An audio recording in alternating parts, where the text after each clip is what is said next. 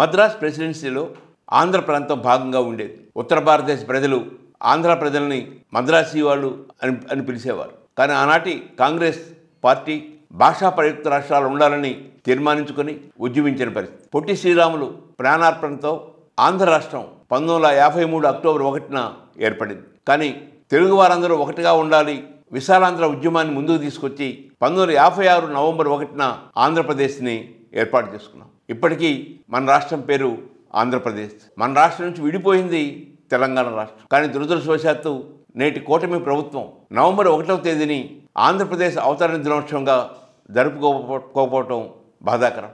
ఆంధ్ర ప్రజల యొక్క ఆచారాలు, సంప్రదాయాలు, సంస్కృతి, భాష, తెలుగు అభివృద్ధి వీటన్నిటినీ గుర్తు చేసుకోవాల్సిన సమయం నవంబర్ 1. పొట్టి శ్రీరాములు ఆత్మార్పణ గురించి తెలుసుకోవాల్సిన సమయం కూడా నవంబర్ 1. ఆంధ్రప్రదేశ్ ఈనాడు ఎలా ఉంది, ఎలా అభివృద్ధి ఉంటుంది అనే విషయాలు కూడా ఈరోజు చర్చించుకోవాల్సిన అవసరం ఉంది. ఈరోజు ఆంధ్రప్రదేశ్ పరిస్థితి భారతదేశంలో చాలా వెనుకబడి ఉన్న పరిస్థితిని చూస్తున్నాం. ముఖ్యంగా అక్షరాస్యతలో 36వ స్థానంలో ఉన్నాం. తలసరి ఆదాయంలో దక్షిణ భారతదేశంలో అట్టడుగున ఉన్నాం. ఇలాంటి రాష్ట్రాన్ని అభివృద్ధి చేసుకోవాలనేటువంటి కోరిక ఆంధ్ర ప్రజల్లో గణనీయంగా ఉంది.